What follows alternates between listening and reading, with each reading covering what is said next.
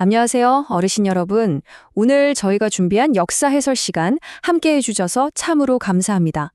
오늘 만나볼 인물은요, 조선 500년 역사상 가장 막강했던 여성 권력자, 바로 인수대비입니다. 무려 68년이라는 긴 세월 동안 궁궐 안팎에서 살아남으며 스스로 운명을 개척했지만 결국엔 너무나도 비극적인 최후를 맞이한 여인이죠. 오늘 저희와 함께 이분의 파란만장한 일대기를 천천히, 아주 천천히 음미해 보셨으면 좋겠습니다. 때는 1504년 깊은 밤이었습니다. 적막한 궁궐에 피 묻은 장거울 든 31살의 젊은 왕이 씩씩거리며 들이닥칩니다. 바로 희대의 폭군 연산군이죠. 그런데 이 서슬퍼런 칼끝이 향한 곳이 어딘지 아십니까? 다름 아닌 68살의 친할머니 인수대비의 침전이었습니다. 손자가 할머니에게 칼을 겨눈 이 끔찍한 비극, 도대체 이 피바람의 씨앗은 어디서부터 싹트기 시작한 걸까요? 우리 다 같이 시간을 54년 전으로 훌쩍 되돌려 보겠습니다.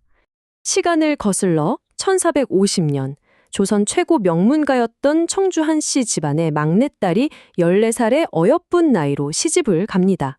신랑은 훗날 세조가 되는 수양대군의 장남 도원군이었죠. 두 사람은 서로가 첫사랑이었다고 해요. 무척이나 다정하고 풋풋한 그야말로 행복한 신혼을 보냈습니다. 이 앳되고 사랑스러운 소녀가 바로 훗날의 인수대비입니다. 그런데 어르신들, 이 소녀가 그저 뼈대 있는 집안의 귀한 딸이기만 했을까요? 아닙니다. 이 소녀는요, 당시 여성으로서는 정말 상상하기도 힘들 정도로 똑똑했습니다. 무려 3가지 언어에 능통했거든요. 어려운 한문을 척척 읽어내고 한글을 자유자재로 썼으며 심지어 불경의 원전 언어인 버머, 그러니까 산스크리트어까지 대화가 가능할 정도의 엄청난 천재였습니다. 14살의 첫사랑과 혼인해서 참으로 달콤한 나날을 보내던 그녀에게 19살이 되던 해 조선을 뒤흔든 엄청난 사건이 일어납니다. 시아버지인 수양대군이 어린 조카 단종을 몰아내고 피바람을 일으킨 계유정난이 터진 거죠. 시아버지가 왕위에 오르면서 남편은 자연스레 세자가 되었고 그녀 역시 20살이라는 젊은 나이에 세자빈의 자리에 오릅니다. 이제 다음 왕비 자리가 바로 눈앞에 다가온 인생에서 가장 찬란하게 빛나는 순간이 찾아온 겁니다. 하지만 그 찬란했던 빛은 불과 몇 달을 넘기지 못하고 산산조각이 나버립니다. 그녀의 나이 21살. 도대체 무슨 일이 있었던 걸까요? 잠시 숨을 고르고 이 젊은 여인에게 닥친 끔찍한 비극을 들여다보겠습니다. 세자였던 남편이 20살이라는 너무나도 젊은 나이에 시름시름 앓다가 갑자기 세상을 떠나고 맙니다. 21살의 젊은 아내는 하루아침에 차가운 세상에 덩그러니 남겨졌죠. 치마폭을 붙잡고 엉엉 우는 어린 두 아이, 그리고 품에 안은 고작 2달 된 핏덩이 아기까지. 하늘이 무너진다는 건 아마 딱 이럴 때 쓰는 말일 겁니다. 남편이 죽자 세자빈이라는 고귀한 지위도 신기루처럼 사라졌습니다. 시동생이 새로운 세자가 되고 아랫동서가 새로운 세자빈이 되어버렸죠. 그냥 궁에 남아서 숨죽이고 눈칫밥을 먹으며 살 수도 있었겠지만 자존심 강하고 똑똑했던 그녀는 달랐습니다. 품에 안은 아기를 꼭 안고 행여나 자식들에게 기가 죽은 어미의 모습을 보일까봐 아주 당당하게 궁궐문을 걸어 나옵니다. 궁궐 밖 사가로 쫓겨나듯 나온 21살의 과두. 그녀는 거기서 털썩 주저앉았을까요? 아닙니다. 밤마다 책을 읽으며 입술을 꽉 깨물었죠. 눈물을 닦아낸 이 여인은 잃어버린 그 모든 것을 다시 되찾기 위해 장장 12년이라는 길고 긴 세월 동안 아주 치밀하고 무서운 준비를 시작합니다. 우죽하면 당시 그녀에게 붙여진 별명이 폭빈, 그러니까 사나울 폭자를 써서 난폭한 빈이었을까요? 시아버진 세조조차 이 며느리의 도끼에 혀를 내두를 정도였다고 합니다. 아버지가 없다고 밖에서 행여나 무시당할까봐 스스로 엄한 아버지가 되기로 결심한 거죠. 바늘로 찔러도 피 한 방울 안 나올 만큼 정말 혹독하게 아들을 가르쳤습니다. 권력을 되찾기 위한 그녀의 행보는 그야말로 완벽했습니다. 첫째, 시어머니인 정의왕후에게 철저하게 순종해서 굳건한 신임을 얻어냈습니다. 둘째, 당대 최고의 권력자였던 한명회의 딸과 자신의 어린 아들을 혼인시켜서 아주 든든한 배경을 만들었죠. 그리고 셋째가 바로 앞서 말씀드린 그 혹독한 아들 교육이었습니다. 단 하나의 오차도 없는 완벽하게 계산된 발걸음이었습니다. 사가에서 이를 악물고 버틴 세월이 무려 12년입니다. 그 길고 고독했던 인고의 시간 끝에 마침내 운명의 문이 열립니다. 왕이었던 시동생 예종이 일찍 세상을 떠나면서 12년 동안 철저하게 왕의 그릇으로 준비된 그녀의 아들 성종이 드디어 왕위에 오르게 됩니다. 궁에서 쫓겨났던 과부가 마침내 이 나라 왕의 어머니가 되어서 가장 당당하고 화려하게 궁궐문을 열고 다시 들어간 겁니다. 자, 이제 아들을 왕으로 만들었으니 두 다리 쭉 뻗고 행복할 일만 남았을까요? 인생이란 게 참 뜻대로 되지 않죠. 평생의 한을 풀었건만 이번에는 고부 갈등이 끔찍한 피를 부르기 시작합니다. 남편을 잃고 피눈물을 삼키며 살아남았던 그 강인한 어머니는 어느새 며느리들에게 숨이 턱턱 막힐 정도로 무섭고 엄격한 시어머니가 되어 있었습니다. 며느리가 잘못하면 가르칠 것이고 가르쳐도 듣지 않으면 쫓아내야 한다. 인수대비가 여성들을 위해 직접 쓴 예절서인 내훈에 또렷하게 적어둔 글귀입니다. 며느리 입장에서는 정말 간담이 서늘해지는 무서운 법도죠. 안타깝게도 이 엄격한 잣대는 훗날 들어온 새로운 며느리, 패비 윤 씨를 향한 피비린내 나는 예언이 되고 맙니다. 솔직히 이 두 고부가는 너무나도 달랐습니다. 거의 물과 기름 같았달까요? 인수대비는 최고 명문가 출신에 자신의 감정을 완벽하게 통제할 줄 아는 차가운 이성의 권력자였습니다. 반면에 며느리 윤 씨는 친정 배경도 약한 데다가 남편인 성종의 사랑에 몹시 집착해서 투기가 엄청나게 심했죠.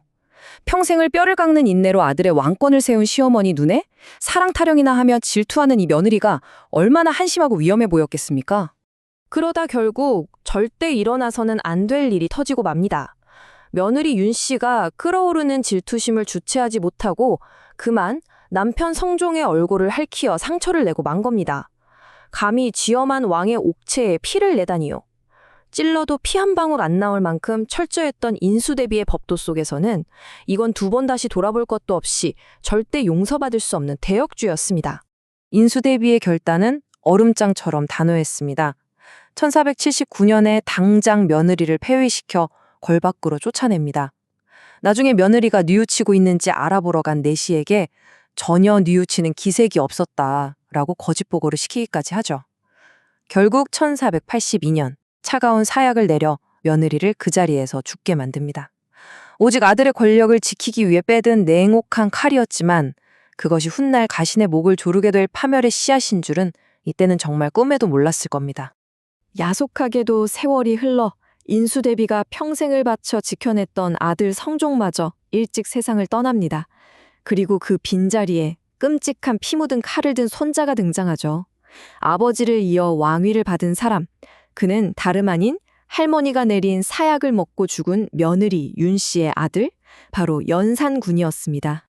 1494년에 왕이 된 연산군은 불과 1년 뒤에 자신의 친어머니가 할머니의 손에 억울하게 죽었다는 충격적인 진술을 마주하게 됩니다. 하지만 이 젊은 왕은 당장 칼을 뽑아들지 않았어요. 무려 10년이라는 긴 세월 동안 그 시퍼런 분노를 가슴속에 꾹꾹 눌러 담으며 때를 기다렸습니다. 똑딱 똑딱 거대한 시한폭탄이 돌아가고 있었던 거죠. 그리고 마침내 1504년 10년을 참았던 광기 어린 분노가 화산처럼 폭발합니다. 역사의 피비린내를 진동시킨 갑자사와의 끔찍한 복수극이 시작된 겁니다. 그해 어느 밤 궁궐은 말 그대로 생지옥, 피바다로 변했습니다. 연산군은 어머니의 죽음에 가담한 자들을 모조리 잡아들여 참혹하게 찢어 죽였습니다. 심지어 아버지 성종의 후궁들을 그 후궁의 자식들이 직접 매질하게 만드는 인간으로서는 차마 상상조차 할 수 없는 폐륜을 저질렀죠. 그리고는 온몸에 피를 뒤집어 쓴 채 최후의 목적지를 향해 거침없이 발걸음을 옮깁니다. 그 발걸음이 멈춘 곳, 바로 68살 할머니, 인수대비의 침전이었습니다. 피 툭툭 떨어지는 장검을 들고 눈이 뒤집힌 손자 앞에서도 평생을 강철처럼 살아온 할머니는 단 한 치의 물러섬도 없었습니다. 이것이 과연 왕이 할 짓이오? 늙고 병든 대왕 대비는 이성을 잃은 손자의 눈을 똑바로 노려보며 마지막까지 호통을 쳤습니다. 하지만 그 끔찍하고 잔인했던 밤의 충격이 너무 컸던 탓일까요? 조선 최고의 여성 권력자 인수대비는 그로부터 한 달 남짓 뒤 결국 쓸쓸히 숨을 거두고 맙니다. 참으로 무겁고 또 무서운 업보입니다. 21살 꽃다운 나이에 과부가 되어서 자신의 모든 청춘과 삶을 바쳐 아들의 권력을 지켜냈습니다.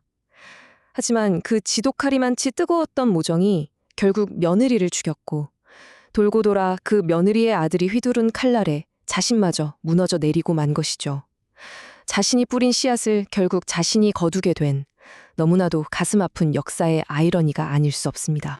자식을 위한 사랑, 과연 어디서부터가 사랑이고 어디서부터가 집착인 걸까요?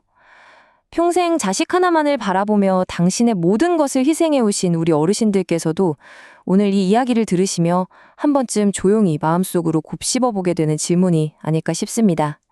아들을 향한 지극한 사랑이 불러온 500년 전 한 여인의 엇갈린 운명.